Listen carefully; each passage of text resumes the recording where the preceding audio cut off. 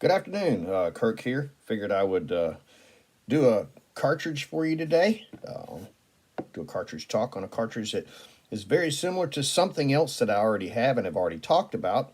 And I don't have a firearm in this caliber, but I got friends that do, and they really like it. The cartridge I want to talk about today is the 7mm Bench Rest Remington 7BR.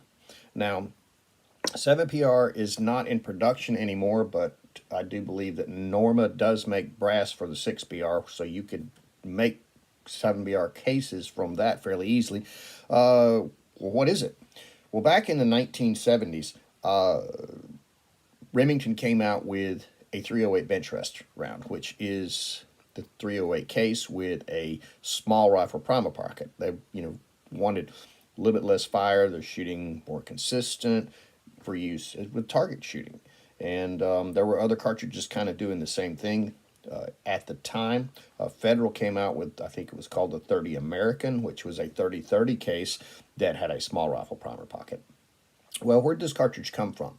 It got its start back in the 1950s. Elgin Gates fooled around with a round similar to it. It was a Wildcat, so he took a 308 1.5, and he next some on to 7mm. Well, then they were shooting silhouette with it and playing around. But in 1978, Remington brought out the Bench Rest series of cartridges, the 22, the 6mm, and the 7mm, which those cases have been necked up to other things and down to also to other things. So it's spawned a large, growth of Wildcats based off that case. Where they really had a hit was they chambered it in the XP100. Up that time, it had only been chambered in the 221 Fireball, and people were wanting to shoot silhouette, handgun silhouette, so they brought out that, and they says, well, you can hunt with it, you can shoot silhouette with it. Never, remember that people had already been rechambering the XP100, other things, including the 308 Winchester. So it's plenty strong to be able to handle it. They also brought the round out in the 40XB, which is their target rifle, based off of like a 700 action. And it was pretty popular for bench rest shooting. A 6mm was pretty popular for bench rest shooting for a while.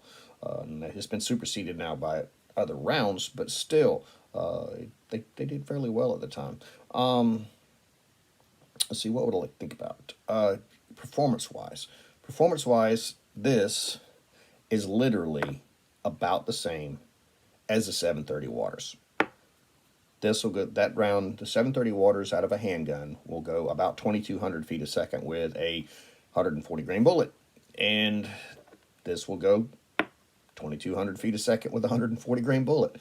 At least that's what the loading manuals say. I wouldn't want to hot rod it, but it is efficient, and the powder charge used in it is literally, I think, 32, 33 grains, 32 grains of whatever powder they were using, and that charge weight is about the same. I think my standard charge weight of 48.95 and the 730 Waters is about 34 grains.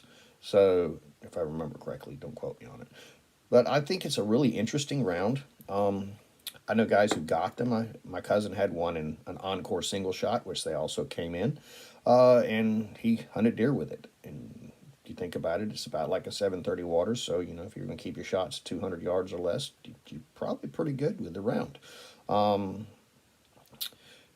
think of anything else I'd like to add, but if you got any questions, drop me a line in the comments, and I'll see what I can do about doing the research and answer the questions if need be.